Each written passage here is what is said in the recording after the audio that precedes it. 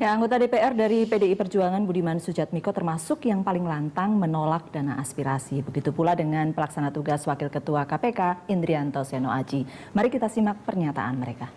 Budiman Sujatmiko menyatakan ini melecehkan rakyat dikarenakan bahwa kebutuhan rakyat yang beragam itu bukanlah disahuti dengan 20 miliar, tetapi dengan kerja-kerja yang baik dan mampu menjawab kebutuhan masyarakat dalam jangka panjang. Kemudian apa yang dikatakan oleh Indrianto Seno Aji? Dalam hal dana aspirasi itu tidak memberikan manfaat yang signifikan pada masyarakat luas yang terwakili di DPR. Sebaiknya dana ini dipertimbangkan dan jangan sampai dana aspirasi memiliki potensi dan celah bagi terjadinya korupsi. Anggota Dewan yang setuju ada Pak Nasir di sini.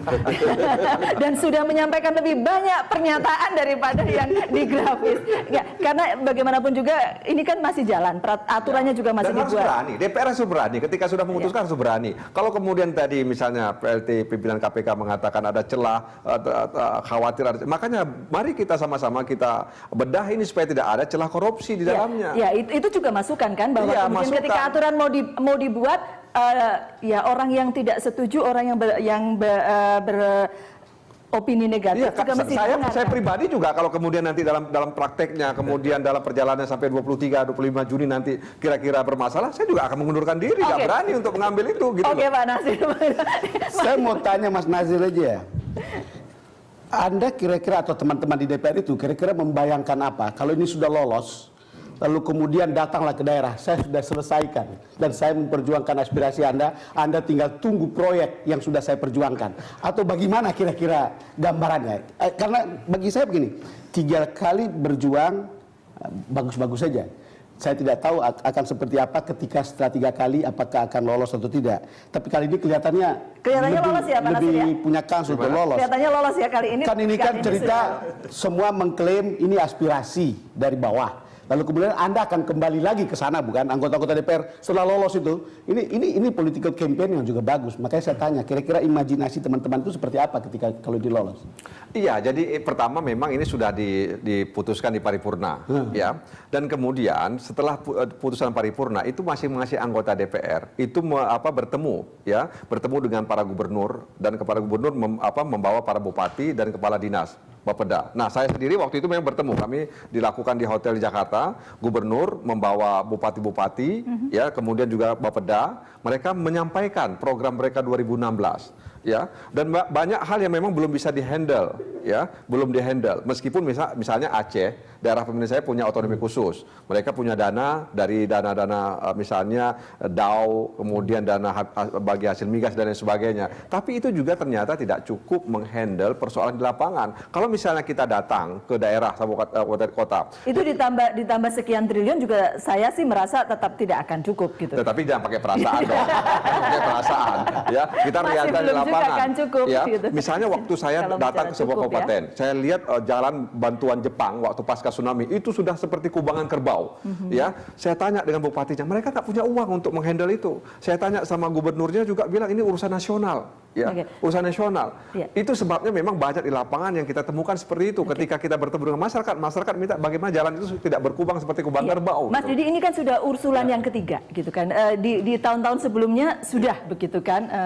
Dan Mas Didi ikut yang sebelumnya begitu kan? Waktu itu apa masalahnya? Saya konsisten menolak ya. Di periode lalu saya termasuk yang setuju ya. Waktu itu persoalannya apa kira-kira yang kemudian membuat ya ini sekarang tidak berhasil? bagaimana pengawasannya ya, kontrolnya ya. Jadi saya khawatir potensi penyimpangan itu akan dan itu banyak anggota besar, dewan ya. yang kemudian Dewan itu bukan ahli soal keuangan model begini. Dewan itu merancang anggaran boleh bersama eksekutif, tapi pelaksanaannya kalau kita ingin dihargai di dapil tadi kan katanya supaya dihargai, bukan dengan dana aspirasi ini, tapi bagaimana implementasi program-program dari pusat itu Dewan mengawasi bisa mengalir dengan baik ke dapil ya. Begitu banyak. Jadi beberapa tahun sebelum-sebelumnya itu lebih karena kontrolnya yang kemudian belum saya lihat ini lagi pula memang bukan domain DPR ya. DPR itu lebih pada merancang anggaran bersama pemerintah, tapi eksekusi pelaksanaannya biarkan pemerintah. Ini akan jadi overlapping jadi ya. Sulit ya. Kontrol adalah satu hal mungkin yang bagi semua orang sekarang akan berpikir bagaimana kontrolnya, Bang. Ya, begini aja, faktanya adalah bahwa berbagai survei image DPR kan nggak bagus. Berbagai fakta mengatakan banyak sekali anggota DPR dan DPRD yang tersangkut kasus-kasus korupsi. Menurut saya ini juga membuka peluang akan lebih banyak. Ini ada yang mungkin lalai, tapi juga mungkin ada yang tidak tahu. Ini kan ada orang yang karena maladministrasi aja tidak tahu bagaimana akan menggunakan ini, kemudian tersangkut. Apalagi kalau KPK yang tangkap kan, atau sekarang Polri mulai aktif dan seterusnya. Gitu, ya. Artinya ini juga hal yang menurut saya itu akan menimbulkan kegaduhan baru gitu ya. Kontrol Iya. jadi Kontrolnya Ya, susah. memang kontrolnya problem, dan saya tadi ya dari Bapak, kalau katanya ada jalan yang seperti Kubangan di Aceh, saya membayangkan justru ketika di DPR di depan pemerintah bawa slide itu, tunjukkan ke Menteri PU, kalau ini nggak diberesin dalam 1 tahun saya minta Anda mundur. Wah, itu akan lebih diapresiasi oleh masyarakat. Lalu saya nanti kontrol lagi ya 3 bulan lagi, foto lagi, panggil lagi menteri. Ini kenapa udah 3 bulan janji belum jadi? Itu akan jauh lebih efektif dan akan lebih dihargai oleh masyarakat di Aceh. Jadi maksimalkan fungsi pengawasan dewan ini yang Boleh saya kurang menurut saya dewan memaksimal fungsi itu. Iya. Kenapa terlibat jadi eksekusinya gitu ya? Pak Nasir, kalau kita di sini katakan misalnya kontrol kemudian jadi persoalan ketika kemudian sekarang aturan Ya. sedang dibahas. Kalau DPR sendiri merasa lubangnya sebenarnya di mana? Kalau misalnya ini. Menurut saya, makanya saya katakan tadi, tetap saja dana aspirasi itu harus memenuhi prinsip-prinsip anggaran, transparansi, akuntabilitas, efisiensi, dan efektivitas. Potensi penyelewengannya ada di mana? Nah, menurut potensi Pak Nasir? penyelewengan itu dilihat. Kita kan bukan pertama kali, ya. Misalnya KPK itu sudah melakukan pendalaman, studi terhadap dana-dana aspirasi di kabupaten kota. Dia sudah menemukan ini dan sebagainya. Nah, itulah sebabnya kenapa DPR perlu mengundang KPK, ya, untuk kemudian mengantisipasi agar dana aspirasi ini ya tidak kemudian berpotensi menjadi korupsi, gitu kan. Saya pikir kalau sudah ditetapkan kita harus berani, DPR harus berani untuk mengundang pihak-pihak tertentu, katakanlah seperti saya katakan tadi KPK, BPK, untuk memastikan agar dana ini benar-benar on the track, ya, kemudian tidak bermasalah. Sebab kalau sekali katakan kalau ini kemudian bermasalah, ini bunuh diri dan membuat DPR semakin turun di mata masyarakat, begitu. Bukan cuma turun lagi ya, udah jatuh. Meskipun di tengah-tengah masyarakat mereka membutuhkan dana ini, begitu loh. Oke, kita sampai di bagian akhir, saya boleh dapatkan closing statement tentang rencana dana aspirasi ini. Terima kasih. Sekali lagi kami berpendapat ini tidak tepat ya. Kembali aja kepada domain tugasnya DPR itu apa ya.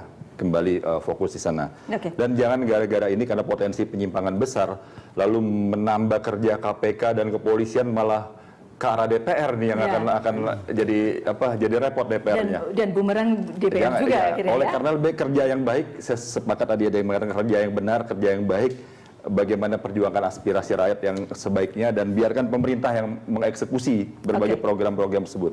Ya, Mas Ya, Bambang. Bang Nasir sendiri tadi bilang persiapannya kok kelihatannya belum.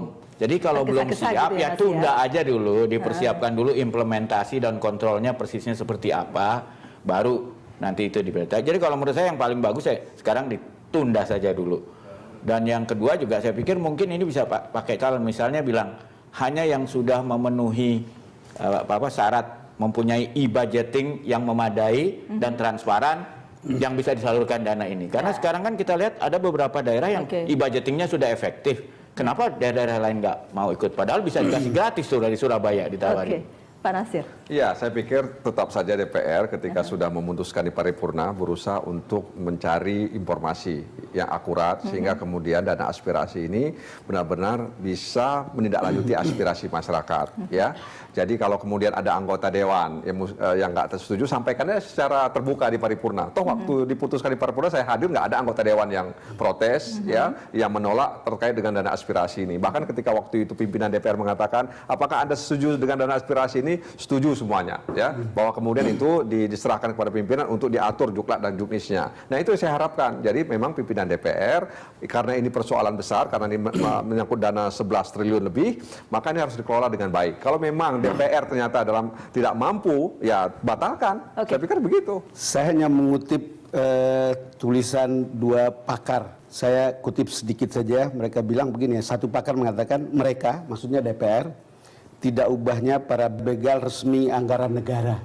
Dana aspirasi 20 miliar per anggota akan menjadi racun demokrasi, merusak interaksi partisipatoris menjadi transaksional. Yang kedua mengatakan pendekatan uang melalui dana aspirasi merupakan pengkhianatan terhadap mandatnya sebagai wakil rakyat. Sebetulnya pendapat ini saya kutip saja dari Niko Haryanto dan Yunarto Wijaya, bukan pendapat saya. Iya. Siapa tahu banyak orang juga yang pendapat seperti itu. Oke, jadi artinya DPR juga mesti melihat lagi. Kalau Pak Nasir tadi katakan ya mesti hati-hati. Kalau memang tidak sanggup ya sudah gitu ya. Oke, ya, oke. Terima kasih banyak Bapak-bapak sudah hadir di Headline.